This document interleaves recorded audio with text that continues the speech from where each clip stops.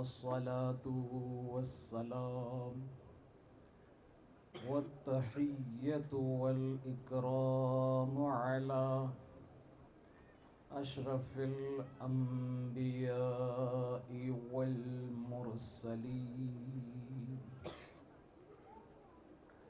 مولانا ومولى الثقلين شمس المشرقين والمغربين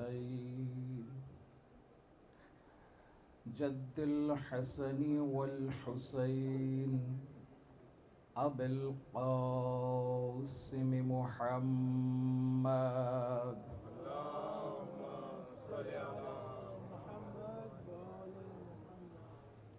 صلى الله عليه وعلى أهل بيته الطيبين الطاهرين المعصومين المظلومين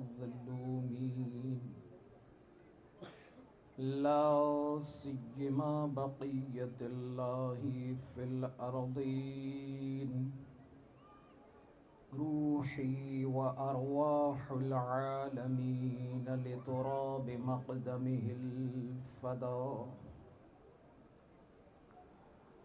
واللعنة الدائمة الباقية على أعدائهم من الآن إلى قيام يوم الدين أما بعد فقد قال رسول الله صلى الله عليه وآله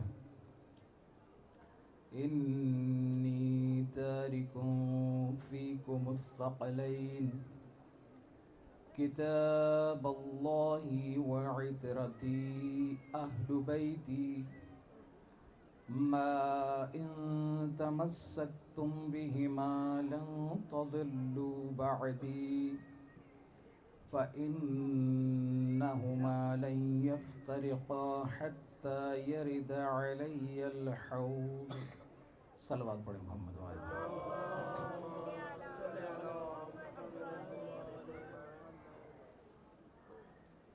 بزرگان محترم اور برادران عزیز، قرآن اور اہل بیت علیہم الصلاۃ والسلام کے حوالے سے آج ہماری گفتگو اپنے 7ویں مرحلے میں داخل ہو رہی ہے، اور اس سلسلے میں ہم نے جس حدیث شریف کو اپنی گفتگو کا سرنامہ رکھا وہ حدیث ثقلین ہے، جس میں پیغمبر مقدس فرماتے ہیں کہ اے مسلمانوں، انی تارکن، میں چھوڑنے والا ہوں، فیکم، تمہارے درمیان، الثقلین، دو گراں قدر چیزیں، ایک کتاب اللہ، اللہ کی کتاب، دوسرے عترتی، میری عترت یعنی میرے اہل بیت، اور جب تک تم ما ان تمسکتم بہما، جب تک تم ان دونوں کے ساتھ جڑے رہو گے، ان کی پناہ میں رہو گے، ان کا دامن تھامے رکھو گے، لن تضلوا بعدی، تم ہرگز گمراہ نہیں ہوگے۔ دیکھیں، ایک مرتبہ میں ہرگز کہتا ہوں تو اس ہرگز کا وزن اور ہے، لیکن اگر پیغمبر ہرگز کہہ دیتے ہیں تو اس کا وزن جو ہے وہ پوری کائنات ہے، یعنی گمراہ ہو ہی نہیں سکتے اگر تم ان دونوں کے ساتھ متمسک رہو گے، ان کے دامن کے ساتھ جڑے رہو گے۔ اس کی وجہ کیا ہے؟ فَإِنَّهُمَا یہ دونوں یعنی قرآن اور اہل بیت لن یفترقا ہرگز جدا نہیں ہوں گے حتی یرد علی الحوض یہاں تک کہ یہ مجھ تک حوض کوثر تک پہنچ جائیں۔ میں کوشش کروں گا کہ اپنی معروضات کو جلدی پیش کر سکوں، لیکن بہرحال بحث کچھ ایسی ہے کہ آپ کو ساتھ چلنا ہوگا اور گاہے بگاہے یہ بتانا ہوگا کہ آپ میرے ساتھ ہیں۔ عزیزو، سن 11 ہجری پیغمبر وہ الہی پیغام کے جو اللہ نے دیا تھا، وہ دین جو اللہ نے دیا تھا، وہ ہمیں دیکھ کر عالم اعلیٰ سے پیوست ہو گئے، اس دنیا سے رخصت ہو گئے۔ لیکن چونکہ غدیر میں اعلان کر گئے تھے تو ہم اس آواز پر لبیک کہتے ہوئے در علی کے سامنے جا کے بیٹھ گئے اور علی علیہ السلام کو اپنا رہبر چن لیا۔ کون علی؟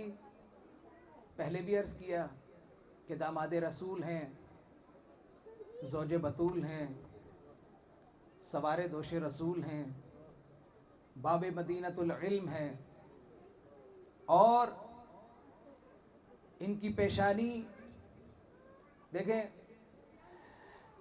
یہاں پر بہت سارے افراد ایسے ہیں، کچھ سادات ہیں، کچھ غیر سادات ہیں۔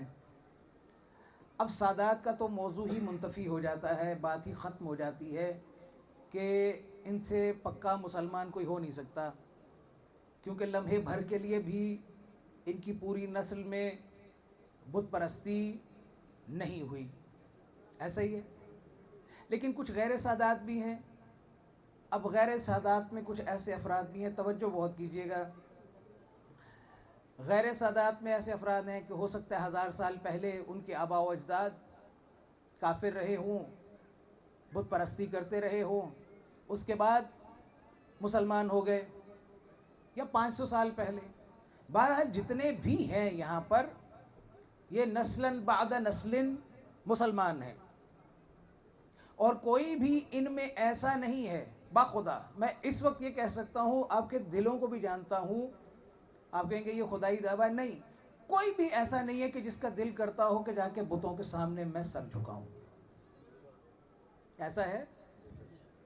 خاموش ہے، اس کا کیا مطلب ہے؟ میں کیا سمجھوں؟ تب بھی خاموش، تب بھی خاموش ہے۔ صلوات پڑھے محمد و آل محمد۔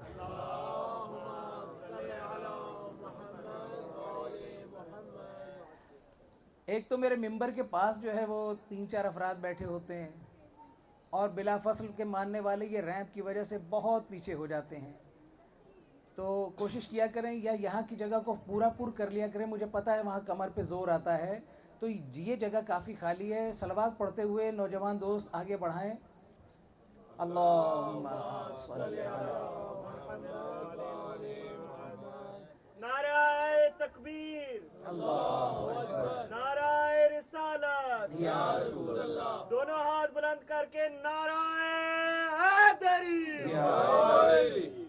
اور آنے والوں کو میں یہ یقین دہانی کر دوں کہ آپ جو تشریف لے کر کے آئے ہیں انشاءاللہ شرمندگی نہیں ہوگی۔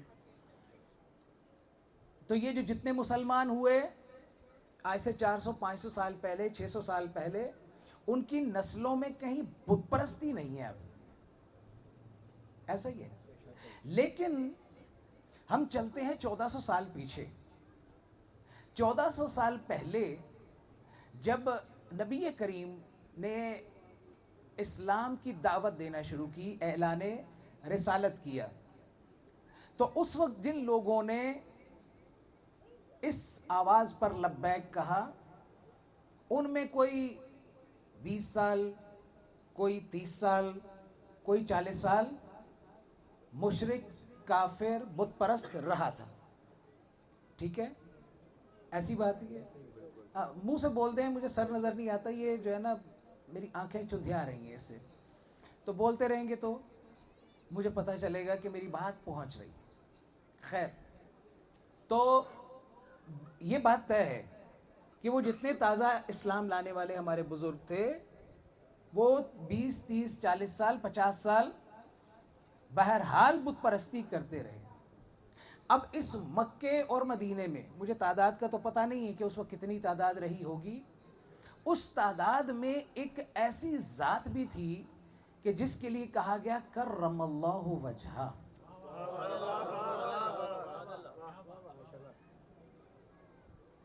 ایک اکیلی ذات جس کے لیے کہا گیا کرم اللہ وجہہ، اور کسی کے لیے نہیں کہا گیا. یعنی میں نے نہیں پڑھا کہیں لکھا ہو حضرت عمار کرم اللہ وجہہ یا حضرت سلمان کرم اللہ وجہہ یا حضرت مقداد کرم اللہ وجہہ. نہیں کہا گیا. بہرحال ان کے علاوہ جتنے بھی بزرگ تھے ان کے لیے جو اسلام لے کے آئے ان کے لیے لکھا گیا رضی اللہ تعالی عنہ. ٹھیک ہے جی. اچھا، حضرت علی کے لیے دونوں رن آواز دی، اے بچے کو پیچھے ہٹاؤ. کیوں؟ پتہ نہیں ہے نماز پڑھ رہے ہیں ہم. اس بیچارے نے چڈی بھی شاید نہیں پہنی ہوئی تھی. ہوتا ہے کہ نہیں؟ مصلی پر نہیں آنے دیتے. بس یہی فرق ہے ہم میں اور اہل بیت میں. ہم جب نماز پڑھتے ہیں ہمارے بچوں کو ہٹا دیا جاتا ہے، اہل بیت کے بچے دوش نبوت پر آ کے سوار ہو جایا کرتے ہیں.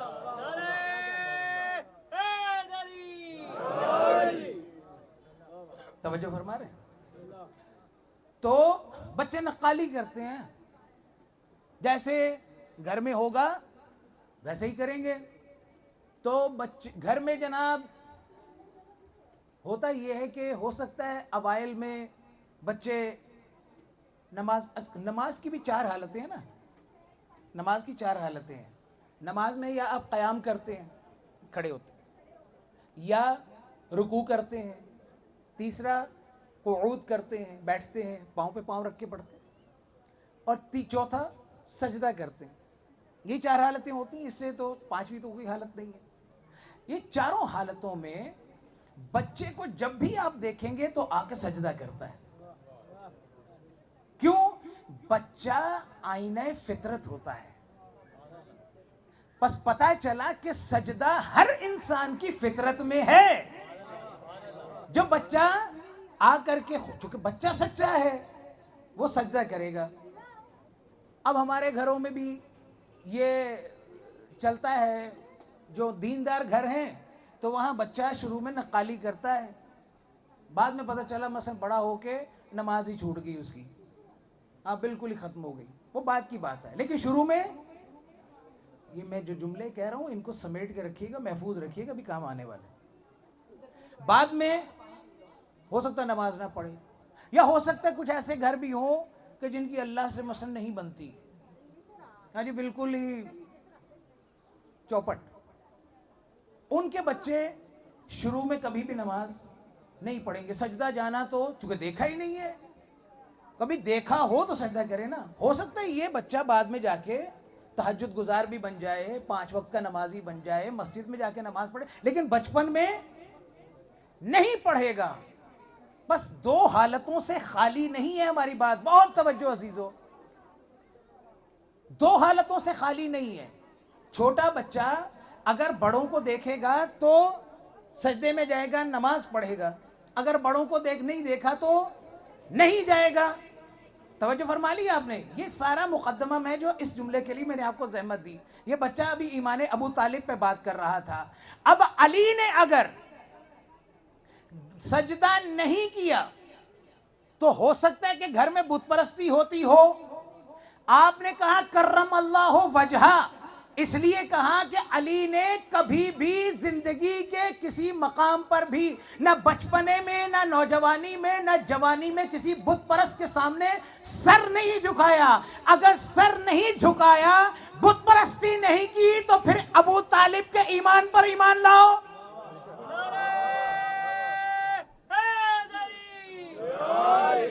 کیونکہ گھر میں کبھی بت پرستی ہوئی ہی نہیں. اور اگر ایمان ابو طالب سے بھاگتے ہو تو پھر مانو کہ 1.5 سال کے علی میں اتنی معرفت ہے کہ اگر سر جھکانا ہے تو صرف اللہ کی ذات کو, تو اب علی کی امامت پر ایمان لے کر کے آؤ. توجہ فرما رہے ہیں آپ؟ یہ ساری زحمت آپ کو میں اس نقطے پر لان کر دینے کی. دیکھیں, یا ایمان ابو طالب یا امامت علی ابن ابی طالب, اب بھاگ نہیں سکتے. تو ہم جو در علی کے ساتھ آ کے جڑے ہیں, وجہ ہی یہی ہے کہ یہاں پر ہمیں کسی کسی موقع پر بھی نہ بت پرستی ملی ہے اور نہ ہی گمراہی ملی ہے. پھر یہ سلسلہ آگے بڑھتا گیا, آگے چلتا ہے. امام حسن علیہ السلام جس طرح سے ان کے دروازے سے متمسک ہوئے, جب تک جناب امیر زندہ تھے ان کے ساتھ رہے, پھر آگے بڑھے, اور یوں امام حسین, امام سجاد علیہ السلام, اور یہ سلسلہ امام حجت کی ظاہری جو زندگی ہے اس تک, اور غیبت صغریٰ بھی. میں نے نوجوانوں کو سال بھی گنوائے تھے, اگر اذہان عالیہ میں محفوظ کیا ہو تو 260 ہجری تک ائمہ کی ظاہری امامت ہے, 329 ہجری تک کیا تھا, 69 ایئرز ہماری ٹریننگ کے, یعنی غیبت صغریٰ, 4 نواب 4 نائب, ان کا دور ختم ہوا. ٹھیک ہو گیا. اب اس دوران میں ہمارے پاس اتنا علمی ذخیرہ ہو گیا, اتنی حدیثیں ہمارے پاس ہو گئیں کہ اب ہم محتاج نہیں رہے, کسی کے محتاج نہیں رہے. یعنی کیا؟ یعنی اب کسی مسئلے میں بھی ہم الجھتے تھے تو ہمیں کوئی بھی ایک حدیث مل جائے, کوئی ایک حدیث, مثلا ہمیں امام علی علیہ السلام کی کوئی حدیث ملی, ہم نے اس پر عمل کیا, ہماری زندگی میں کامیابی حاصل ہو گئی. نہیں ملی ان کی حیات مبارکہ میں, امام حسن کی زندگی میں ڈھونڈا, وہاں سے حدیث مل گئی, اس پر عمل کرنا شروع کیا, کامیابی مل گئی. اور یوں تمام ائمہ نے اتنا ذخیرہ ہمیں دے دیا کہ ہماری زندگی میں کبھی بھی کوئی بھی مشکل, کوئی بھی ہرڈل نہیں آیا. آگے بڑھتے رہے. صلوات پڑھیں محمد و آل محمد.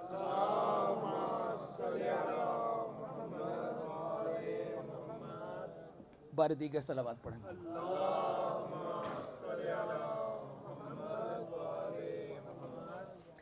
دیکھیں تو کیا عرض کر رہا تھا میں کہ 260 سال پلس 69 ایئرز, یہ 329 سال ہمارے بنے کس چیز کے؟ جب ہمارے پاس احادیث کا ذخیرہ ہو گیا. اب ہم کسی سے بھی لے لیں ہمیں مشکل نہیں ہوتی. اور غبی سے غبی طالب علم, نل اور ڈل سے ڈل طالب علم بھی ہو, کتنا ہی نالائق کیوں نہ ہو, 12 مرتبہ اگر سبق دہرایا جائے تو سب کو یاد ہو جاتا ہے. ہم نے ہر سبق 12 بار پڑھا ہے, کبھی علی سے پڑھا ہے, پھر اس کے بعد امام حسن سے پڑھا ہے, پھر امام حسین سے پڑھا ہے, اور ہمارا سبق جو ہے وہ کیا ہے, محفوظ رہتا ہے. اس کی مثال ایسے دوں آپ کو, ابھی میں مجلس پڑھ رہا ہوں, ٹھیک جیسے ہی مجلس ختم ہو تو 10 منٹ کے بعد ان سب دوستوں کو, مؤمنین کو بٹھایا جائے تو پوچھا جائے یہ مولانا صاحب نے کیا کیا بولا.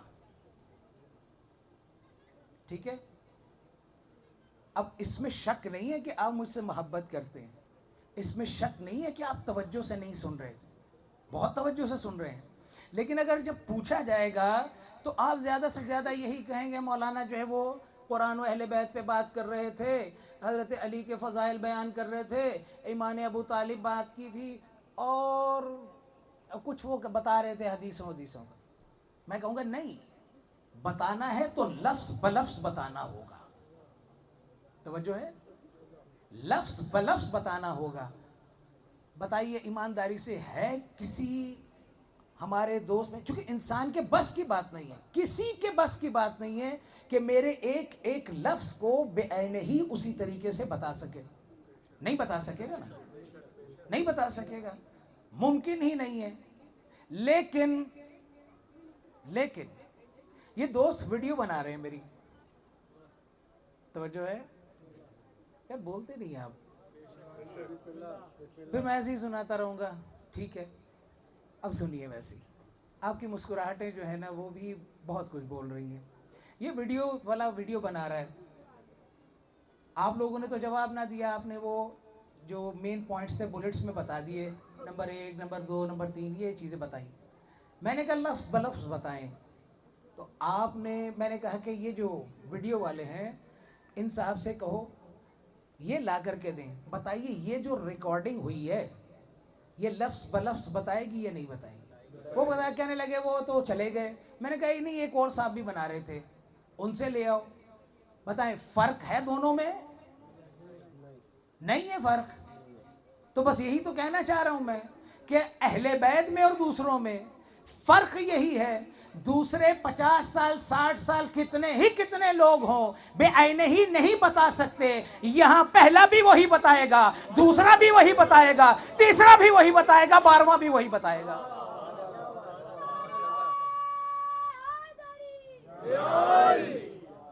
तवज्जो है।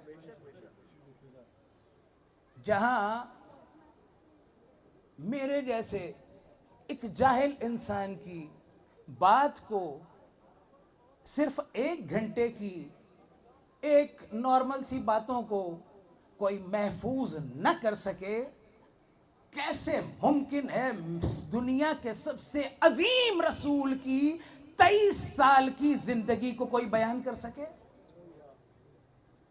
हुजूर सिर्फ और सिर्फ ये आइम्मा अहले बैत हैं, और वजह क्या है? इस्मत। गलती नहीं करते, जिस तरह से ये दोनों गलती नहीं कर रहे, हम में और आप में गलती की गुंजाइश है, इन दोनों में गलती नहीं है। ये दोनों मासूम हैं, उस माना में नहीं, ये दोनों गलती नहीं कर सकते हैं।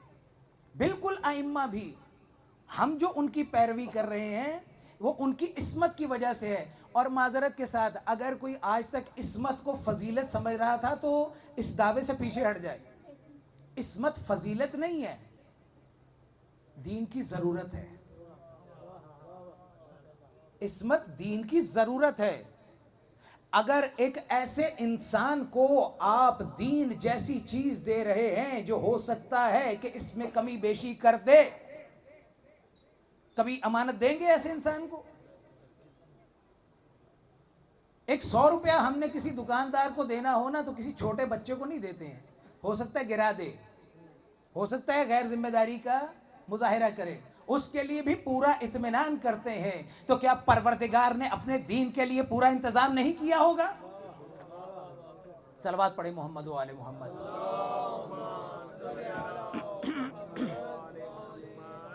तवज्जो फरमा रहे हैं आप?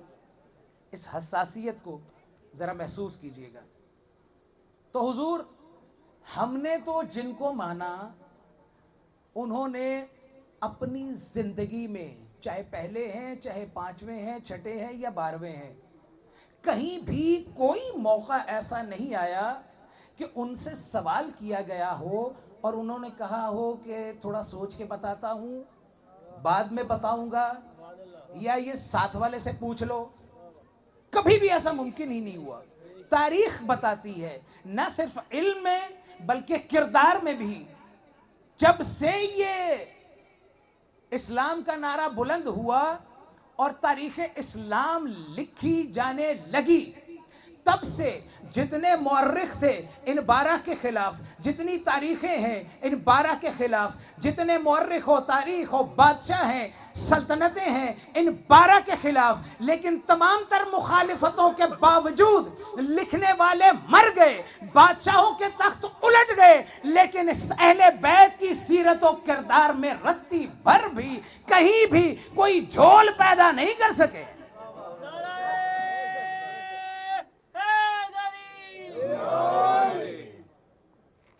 तवज्जो फरमा रहे हैं आप? तो भाई हम तो इसलिए अली के दर पे झुके हैं, और ऐसा नहीं है कि हमें दूसरों का इल्म नहीं है। हाँ, तारीख हम पढ़ते हैं तो आंखें बंद करके नहीं, खोल के, अगरचे ज़बानें बंद रहती हैं हमारी, ورنہ ہم بھی جانتے ہیں کہ اموی عشرت قدوں کی راتوں میں کیا کیا ہوتا تھا. ہم بھی بتا سکتے ہیں کہ دجلہ میں کیا کیا ہوتا تھا. لیکن وہ جن کو مانتے ہیں انہوں نے ہماری زبانیں اخلاقاً بند کر دی. توجہ ہے عزیزو، آسان کام نہیں. یہ جس اسلام کی بات کر رہے ہیں ہم، اچھا ٹھنڈے دل سے بات کر رہا ہوں میں، کسی سے کوئی جھگڑا نہیں ہے، نہ کوئی مخالفت ہے. لیکن عزیزو، یہ جو 50 سال کی تاریخ ہے 11 سے 61 ہجری تک جو یہ ٹینیور گزرا ہے، بڑے ادب کے ساتھ دیکھیں، اختلاف تو کیا جا سکتا ہے نا اخلاق کے دائرے میں رہتے ہوئے. ہمیں تاریخ نے بعض واقعات ایسے ہیں کہ جن کے بارے میں ہم مشکوک ہیں، اور وہ واقعات ہمارے دل میں کانٹا بن کے لگتے ہیں. سب سے پہلا واقعہ جناب سیدہ کا.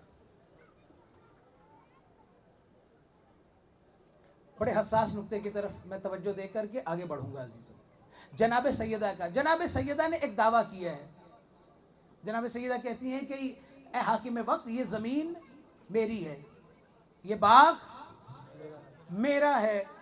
جس بھی دلیل پر، ابھی اس پہ ہمیں بحث نہیں ہے، جس بھی دلیل پر جناب سیدہ یہ دعویٰ کرتی ہیں کہ یہ باغ میرا ہے، میرے بابا نے مجھے دیا ہے، میں ایسے رسول کو رسول نہیں مانتا جس نے اپنی اولاد کی اتنی بھی تربیت نہ کی ہو کہ اسے پتہ نہ ہو کہ سچ کیا ہے، جھوٹ کیا ہے.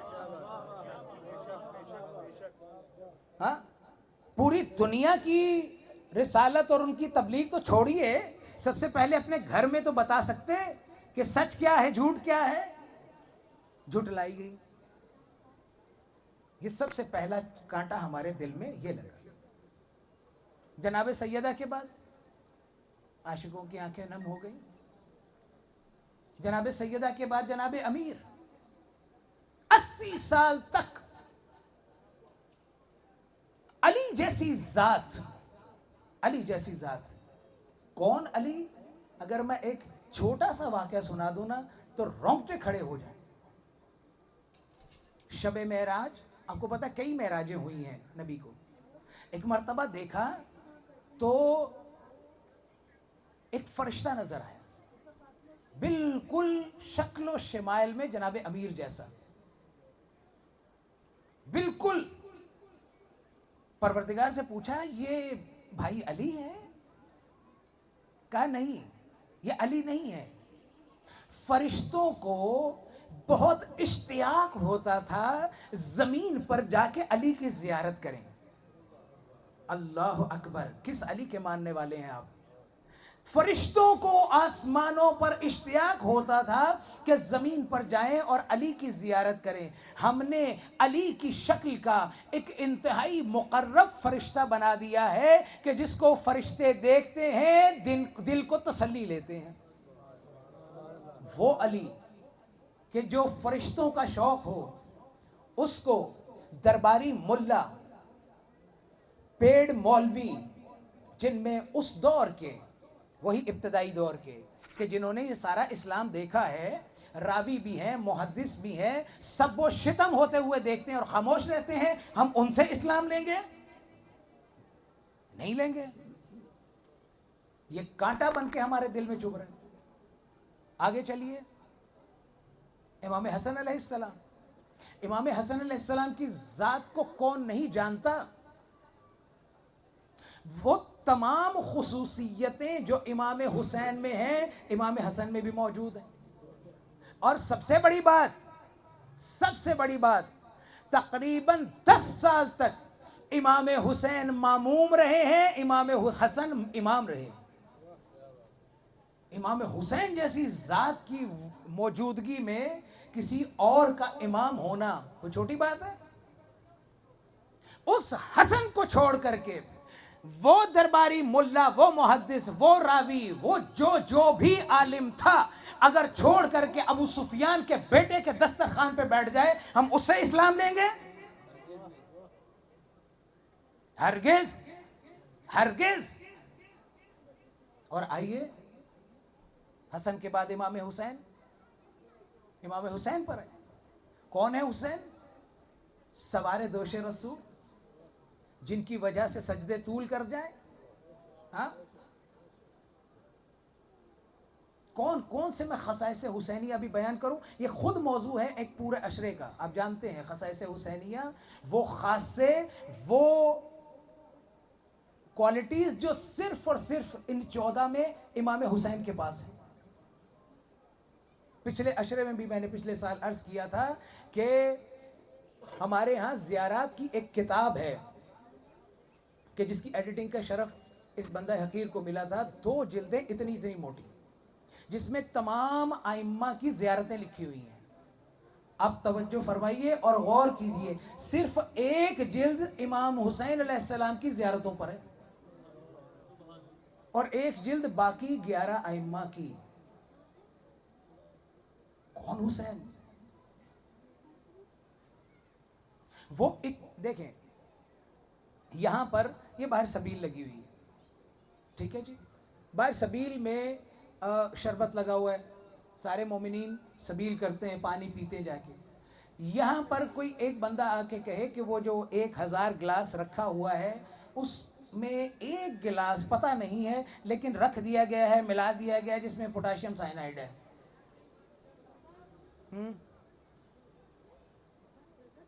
اب میں کہتا ہوں کہ ارے حضور جب یہاں سے مجلس ختم ہو تو پانی پی کے جائیے گا. اب جیسے ہی مجلس ختم ہوئی اور سبیل ادھر ہے اور سب یہاں سے اس روڈ کی طرف چل پڑے ہیں. میں پیچھے سے مائک پہ چلا رہا ہوں، حضور سبیل کا انتظام. ہم کیا کہہ رہے ہیں آپ؟ اس میں تو وہاں 1 گلاس میں زہر ہے. میں کہوں گا بھائی 999 شربت والے ہیں، یہاں موت کا امکان بہت کم ہے. آپ روڈ پر جا رہے ہیں، کوئی گاڑی مار دے گی، موت کا امکان زیادہ ہے. ایسا ہی ہے کہ نہیں؟ یا جا رہے ہیں، ہو سکتا ہے کھمبا سر پہ گر جائے، کچھ بھی ہو سکتا ہے. تو یہاں موت کے امکان کم ہے. اے شربت پیتے جائیے گا. پیے گا کوئی شربت؟ نہیں پیے گا نا. کیوں بھائی؟ 1000 میں 1 گلاس آلودہ ہے، یہاں پوری امت حسین کے قتل میں آلودہ ہے. ہم ان سے دین لیں گے؟ توجہ فرما رہے ہیں آپ؟ ان سے دین لیں گے ہم؟ تو یہ وہ درد ہیں جو ہمارے سینے میں کانٹوں کی طرح، کیلوں کی طرح چبھتے ہیں. صلوات پڑھیں محمد و آل محمد.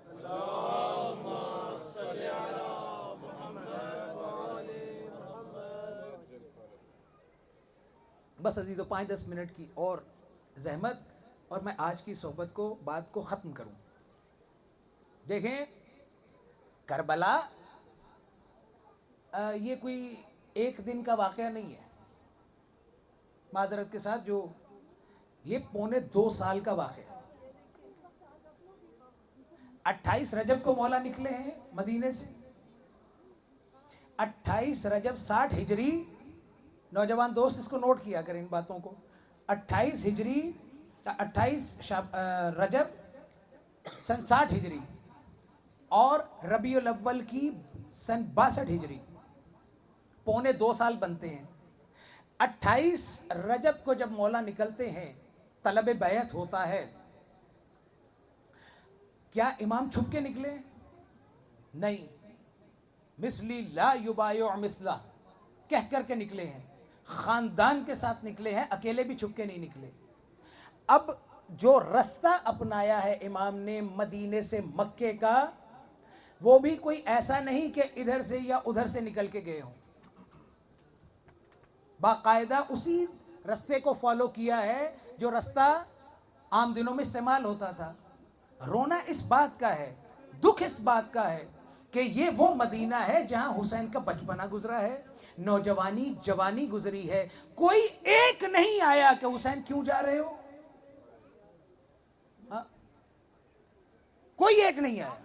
بڑے بڑے خاندان رہتے ہیں، آ کر کے یہ پوچھ لے یا یہ کہہ دے کہ ہم بھی آپ کے ساتھ چلیں گے. اب مدینے سے مکے کا جو سفر کر چکے ہیں جانتے ہیں 400-450 کلومیٹر کا فاصلہ ہے. اور معروف علاقے بھی رستے میں آتے ہیں، اور حسین کوئی ڈھکی چھپی شخصیت تو ہے نہیں، پورا عرب جانتا ہے، رستے میں بھی کسی نے نہیں پوچھا. یہ میں پہلے 50 سال کی بات کر رہا ہوں، 11 ہجری سے 61 ہجری تک کی. نہیں پوچھا کسی نے. مولا مکے پہنچ جاتے ہیں، مکے شعبان میں پہنچ جاتے ہیں. شعبان پورا، رمضان، شوال، ذیقعد اور ذی الحج، ان پورے اتنے دنوں میں مکہ کون سی جگہ ہے؟ آج بھی اگر آپ مکہ چلے جائیں تو مکہ کبھی بھی باہر والوں سے خالی نہیں ہوتا. فارنرز آتے رہتے ہیں، چونکہ حرم خدا ہے، جائے امن ہے، وہاں کسی کو اذیت نہیں دے سکتے. حتی جانور کو بھی آپ اذیت دینے کا حق نہیں ہے. سارے کے سارے آتے تھے. اور اوپر سے اگر حج کا موسم ہو تو امام سے آ کے لوگ ملتے ہیں تبرک کے لیے، لیکن کوئی بھی یہ نہیں کہہ رہا کہ واپس مدینے چلیے یا ہم آپ کے ساتھ ہیں. رونا کس بات کا ہے؟ میں جو عرض کر رہا ہوں عزیزوں، آگے دیکھیں مولا کب نکلتے ہیں مکے سے؟ 8 ذی الحج کو. 8 ذی الحج کون سی تاریخ ہے کہ اگر 8 ذی الحج کو آپ مکے سے احرام باندھ کر کے نہ نکلیں گے تو آپ کا حج نہیں ہوگا، پھر اگلے سال کرنا پڑے گا. اتنی امپورٹنٹ جگہ، اتنا امپورٹنٹ وقت، اور ایسے میں امام حج کو عمرے میں تبدیل کر رہے ہیں. اتنا بڑا کام کر رہے ہیں، کوئی نہیں پوچھ رہا. سب کو روٹیاں جمع کرنے کی، تسبیح گھمانے کی اور نوافل ادا کرنے کی پڑی ہوئی ہے. وہ جو فخر نماز ہے، وہ جو فخر کعبہ ہے، وہ حج اور کعبے کی عظمت کو بچانے کے لیے نکلا ہے. کوئی اس سے یہ نہیں پوچھ رہا. توجہ ہے؟ یہ معاملے کو میں مزید حساس سے حساس تر کرتا چلا جا رہا ہوں. آگے چلیے. مکے سے لے کے کربلا تک آپ میں سے کتنے ہی لوگوں نے یا سنا ہوگا یا وہ میپ دیکھا ہوگا؟ وہ کوئی غیر معروف رستہ نہیں ہے. بہت سارے شہر آتے ہیں اور یہ سارے ان کے بابا کی خلافت کے دوران جناب امیر کے ہاتھوں پر بیعت کر چکے ہیں. لوگ کوئی بھی حسین کا ساتھ نہیں دیتا، کوئی آگے نہیں بڑھتا. کیوں؟ ابھی آخر میں جواب دوں گا. پہنچ گئے کربلا، 2 کو کربلا پہنچے، ٹھیک ہے، اور پھر لشکروں کے لشکر آنے شروع ہوئے. 5000، 7000، 1500، 2000، 5000، 10,000. سارے دشمن ہیں، مارنے کے لیے سب آ رہے ہیں. میں مصائب نہیں پڑھ، مارنے کے لیے سارے آ رہے ہیں، بچانے والا کوئی نہیں آ رہا. توجہ، 10 تاریخ 10 محرم کلائمیکس ہے اس واقعے کا. ابھی کہانی ختم نہیں ہوئی ہے.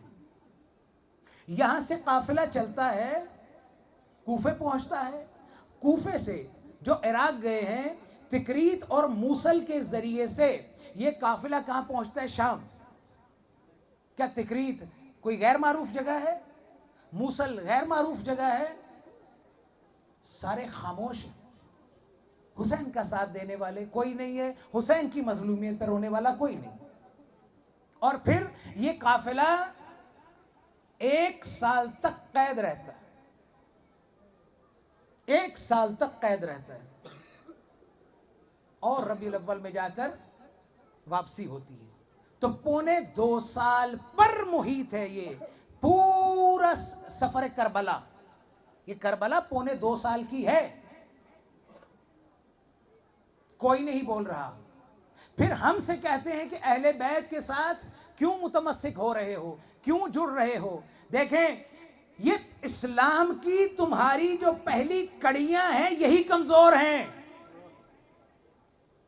ہم کمزور کڑیوں کے قائل نہیں ہیں، مضبوط کڑیوں کے قائل ہیں. نوجوان شاید سمجھ نہ پائیں. مسجد میں جاتے ہیں آپ، مسجد میں کتنی بڑی فانوس لگی ہوتی ہے، یا ماشاءاللہ بعض کے گھروں میں بھی لگی ہوتی ہے. بڑی فانوس کو ذرا دیکھیں، اس فانوس کتنی خوبصورت ہوتی ہے کہ نہیں؟ یہ فانوس چھت پر ایک زنجیر کے ساتھ لٹکی ہوتی ہے. یہ زنجیر کے حلقے ہیں. یہ جتنے مضبوط ہوں گے اتنی یہ فانوس محفوظ رہے گی. اگر وہ ابتدائی کڑیاں کمزور ہو گئیں تو کیا ہوگا؟ یہ پورا کا پورا فانوس گر جائے گا. اب جب گرے گا تو اس کے شیشے خنجر نما انتہائی خطرناک صورت میں گریں گے اور دوسروں کو زخمی کریں گے. ہمارا کہنا بھی یہ ہے کہ بھائی تمہاری کڑیاں تھی کمزور، تم نے اسلام کے فانوس کو گرایا.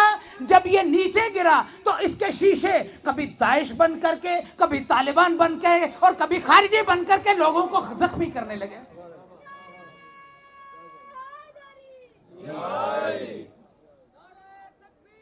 اللہ اکبر.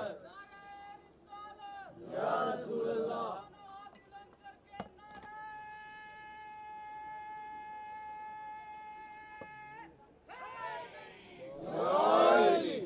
توجہ فرمائی آپ نے. اس ساری تمہید یہ بتانے کے لیے کہ تم نے جو اول سے غلط نیت رکھی تھی اس کے نتائج آج تم بھگت رہے ہو. اور ہم جو اول میں در علی میں جھک گئے تھے، علی کی چوکھٹ کو تھام لیا تھا، اب ہمیں فرق نہیں پڑتا ہے کہ کوئی عالمی طاقت ہم پر حملہ کرے یا اس کا کوئی ہرکارہ حملہ کرے. وہ کل بھی دھول چاٹے گا، آج بھی دھول چاٹے گا اور چاٹ رہے ہیں ماشاءاللہ. ان کی قسمت میں ہے انشاءاللہ. تو حضور اہل بیت وہ ہیں جو مضبوط کڑیاں ہیں، جو ہماری تربیت کے لیے اتنا مضبوط نظام قائم کر کے جاتے ہیں. تصور کریں کہ انہوں نے اپنے بچوں کی تربیت کیسی کی ہوگی. انہوں نے اپنے بچوں کی تربیت کیسی کی ہوگی. اللہ اکبر.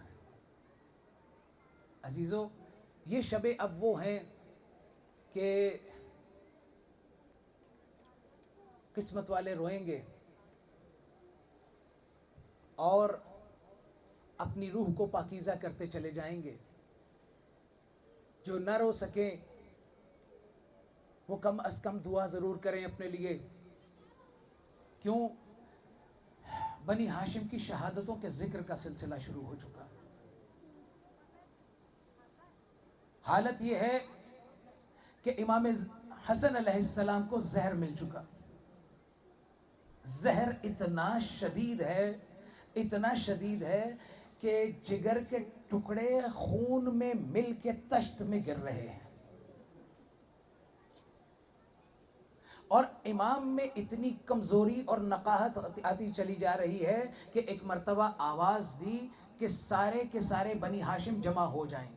جب سارے بنی ہاشم جمع ہو گئے تو ایک ایک کو امام حسین کے حوالے کر رہے ہیں. دیکھو اب میرے بعد میرا بھائی حسین امام ہے، اب تمہاری سب کی ذمہ داری میرے بھائی پر ہے، تم سب کو میرے بھائی کی اطاعت کرنی ہے. اور جب یہ ساری امانتیں بھائی کو دے چکے تو کہا کہ اب تخلیہ، تکلیف بہت ہے، اب عبد اور معبود کے درمیان ملاقات کا وقت ہے. جب سب چلے گئے تو کہا ام فروا، میرا بیٹا قاسم کدھر ہے؟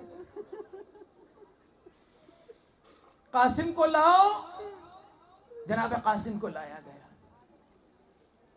پتہ ہے مقتل کے جملے کیا کہتے ہیں؟ تاریخ نویس کیا کہتے ہیں؟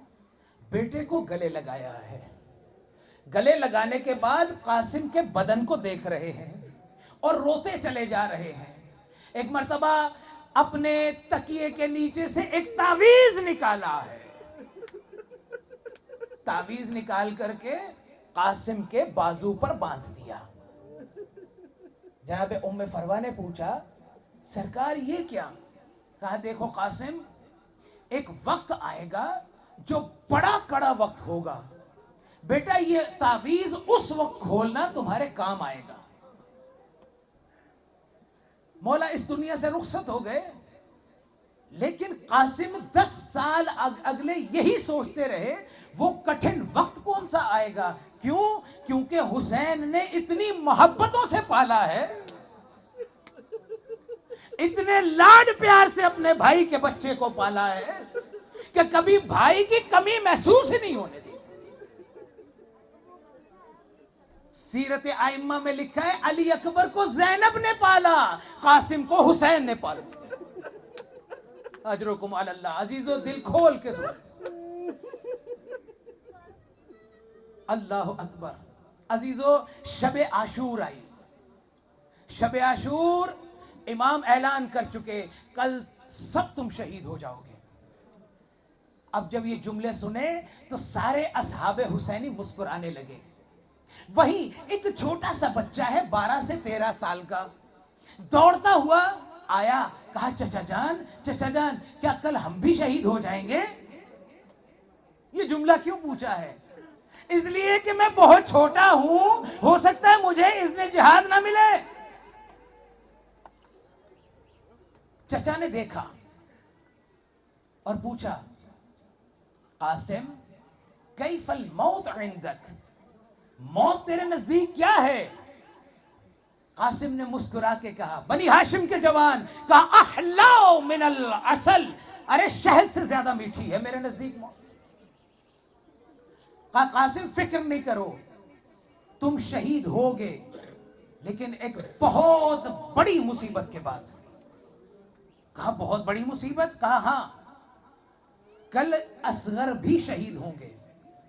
کہا چچا جان اصغر بھی شہید ہوں گے تو کیا چچا عباس نہیں ہوں گے؟ کیا فوج اشکیا ہمارے خیموں میں آ جائے گی؟ ارے اصغر تو اپنی ماں کی گود میں ہوتا ہے۔ اجرکم علی اللہ۔ عزیزو دل کھول کے،